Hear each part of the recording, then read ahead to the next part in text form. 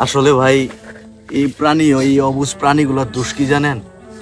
এরা ভাই মানুষকে খুব বিশ্বাস করে। এই বিশ্বাসটা মনে করেন যে কিছু মানুষ রূপী অমানুষ আছে না, এই বিশ্বাসটা ভঙ্গ করে। হ্যাঁ, এই বিশ্বাসের দুর্বলতার সুযোগ নেয়। এই যে দেখলেন আমাদের লাবলু আপনাদের এত ভালোবাসা অর্জন করছে।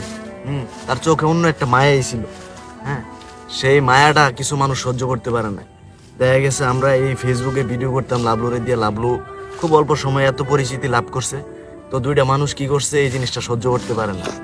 আমরা লাবলুর ভিডিও ছেড়ে ফেসবুক থেকে টাকা ইনকাম করতাম এবং সেই টাকাগুলো সামাজিক কাজে ব্যয় করতাম।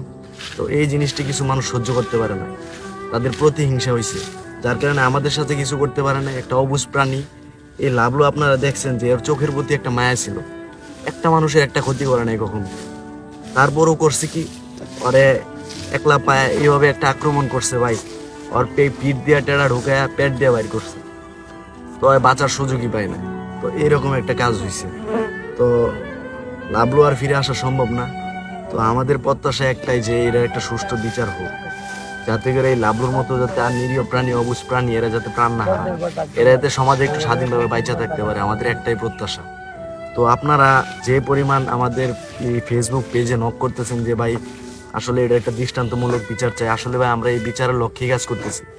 দেশে প্রশাসন আছে, আইন আছে, আইন সেটা নিজ হাতে বিচার করুক, আমরা এটাই চাই। আপনারা দোয়া করবেন যাতে এটার একটা সুষ্ঠু বিচার হয়, যাতে করে আর এরকম ঘটনা যাতে আর কারো আবেগের সাথে না হয়। আসলে লাবলু ছিল আমাদের একটা আবেগ, আপনারা দেখছেন আপনাদের আবেগ ছিল। মানে আমাদের পুরো এলাকার মানুষ, শুধু একটা মানুষ যদি এলাকা থেকে মারা যায় এইভাবে মানুষ কাঁদতো না। মানে ওর প্রতি যে একটা ভালোবাসা মানুষের ছিল আপনারা দেখছিলেন।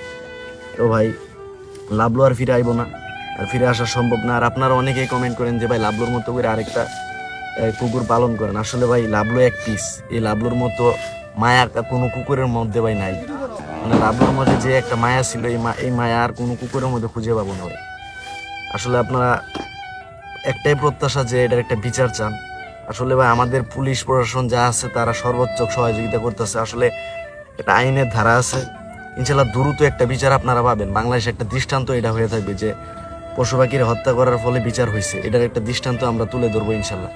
আপনারা আমাদের পাশে থাকবেন, এতটুকু আপনাদের কাছে আমাদের প্রত্যাশা।